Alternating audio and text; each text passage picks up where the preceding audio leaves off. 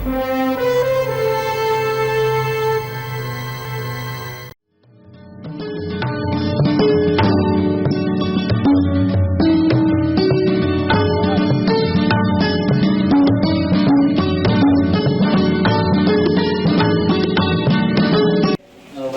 સ્વચ્છ રાખો છો, તમે જે જગ્યાએ બેસો છો ત્યાં તમે જેટલી ચોખ્ખાઈ રાખો છો એ બાબત તમને દેખાડે છે કે તમારી અંદર સ્વચ્છતાના ગુણ છે. તમારી અંદર જે પ્રકારનો શિસ્તનો ગુણ છે એવો લગભગ કોઈ શાળામાં આપણે જોવા મળતો નથી. એની અવારનવાર તમને વાત કરતા હોય એ ખુશી થોડું એટલે એ જે કોર્નર છે ને એ થેલીથી જુદો ન પડી ગયો તો એ થેલીથી જુદો પડી જાય તો આપણે બહાર ઉડાડી દઈએ.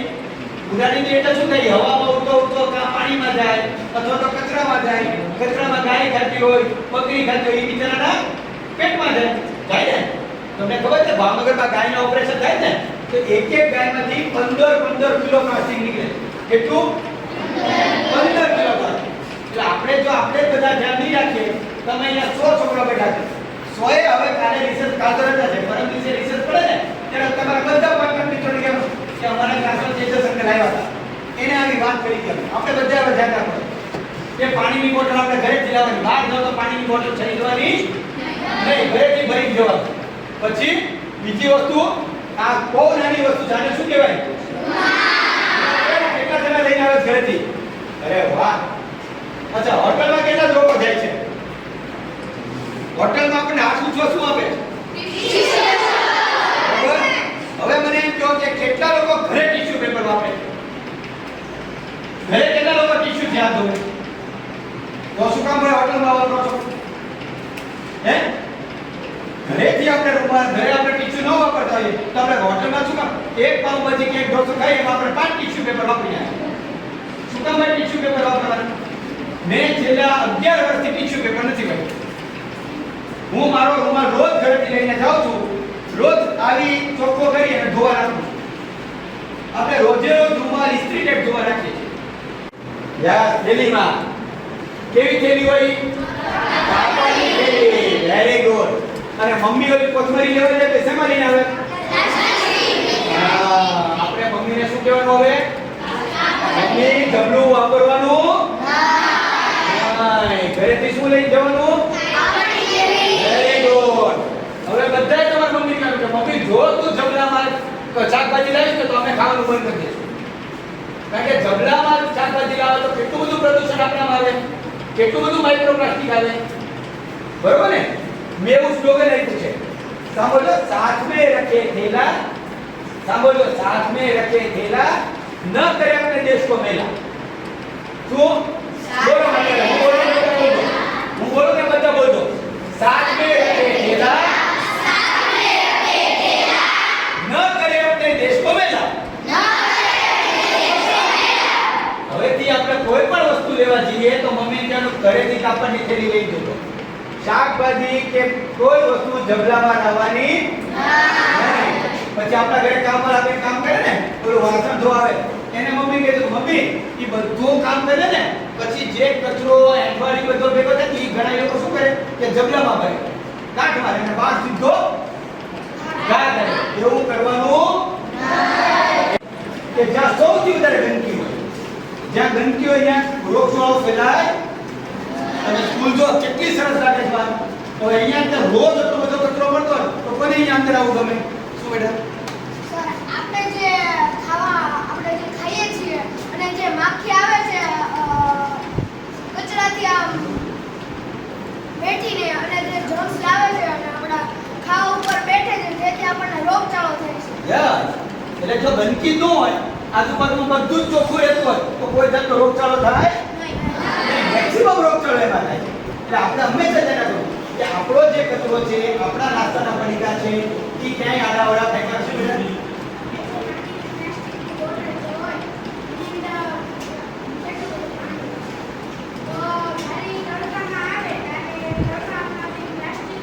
ઓકે, બરોબર છે.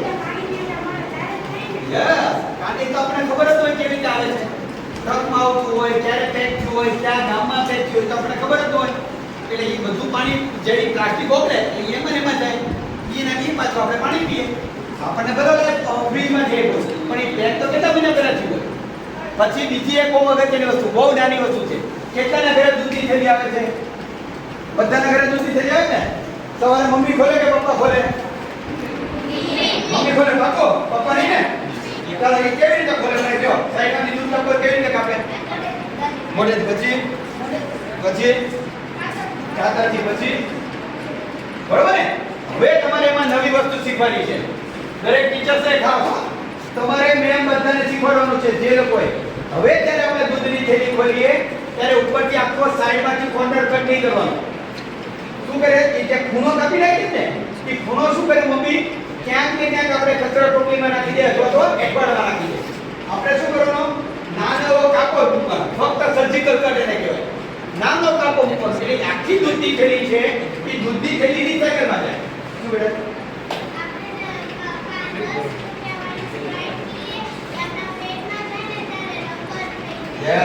ના રબર તો આપણે એને કેમિકલ રિએક્શન થાય. પણ આ જે દૂધની થેલી છે એ દૂધની જે થેલી છે એને કોઈ પણ સ્કૂલ નું બેઠે તમે ગોપાલ થતો હો બીજું એક્સરસાઇઝ કેટલાના ઘરોની ગાડી નીકળે ખબર? શું નીકળે બોલો? અરે વાહ, બધાને ખબર છે. આ તો બધાને ખબર છે ભાઈ. હે સર, આ તો બધા નોલેજેબલ છે. ઈશો એમાં શું ગીત વાગતું હોય?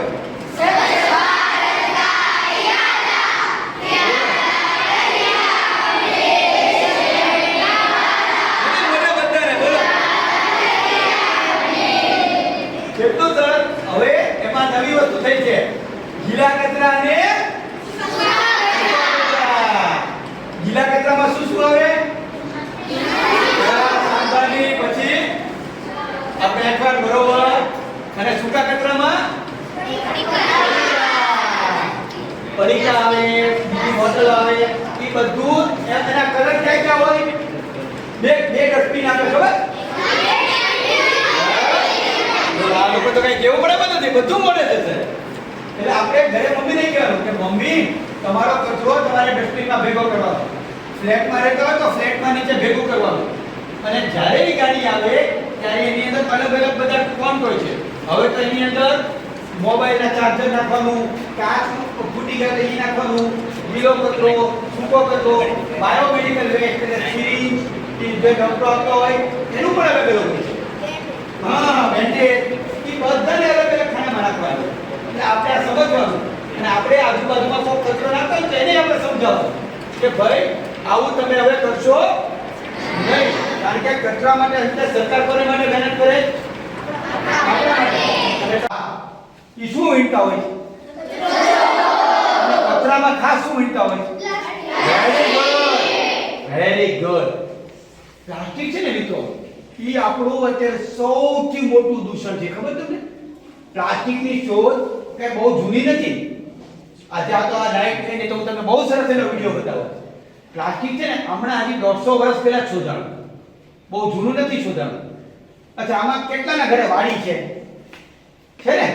અને કેટલા લોકો એવું જોયું છે કે અમુક વનસ્પતિમાંથી ગુંદર નીકળતો હોય? બરોબર. ચાલો વનસ્પતિના નામ આપો મને. Very good. પછી આસોપાલવ, આંબો, વડ, ગુંદી, બરોબર. પછી પીપળો, ચીકુ, એવા 22 ઝાડ છે જેમાંથી નાનો ગુંદર નીકળે. અને એ ગુંદર છે ને, માણસો આપણો સ્વભાવ કેવો છે ખબર છે? અળવિતરો. આવો શબ્દ કોઈ સાંભળ્યો? અળવિતરો એટલે આપણે શાંતિ પર બાજુ બેઠીને ચીક્યો કહીએ. આ શાંતિથી કેમ બેઠે? આપણે મજા ન આવે, તોફાન ન કહીએ તો. આમાં તો મને લાગતું નથી તોફાન કરશે. મેં સાહેબ એટલા બધા ડાયસર છોકરા બધા. અરે બાપ રે, અમને તો ખબર છે સ્કૂલમાં હંમેશા બે ઉપર જ બેસાડતા કે ભાઈ આ કેમ તોફાન કરે. એટલે જ્યારે માણસોનો સ્વભાવ કેવો બેટા કે કંઈક શોધ કર્યા કરવાની, જુદી જુદી શોધ કરવાની. એમ આપણે ખબર છે પીવીસી એવું નામ સાંભળીએ છીએ. પીવીસી ની બોટ, પીવીસી ની પાઇપ, પીવીસી આ એ પીવીસી નું ફૂલ ફોર્મ કોઈ ખબર છે? Plaster of Paris. Yes, plaster of Paris. ચલો બીજા કોઈને? એ પીવીસી નું વૈજ્ઞાનિક નામ છે પોલીવિનાઇલ ક્લોરાઇડ. શું કહેવાય? એવો પદાર્થ છે એ એલેક્ઝાન્ડર પાર્કિંગ નામના એક વૈજ્ઞાનિકે 1884 માં બનાવ્યો. Very good. પછી બરોબર. પછી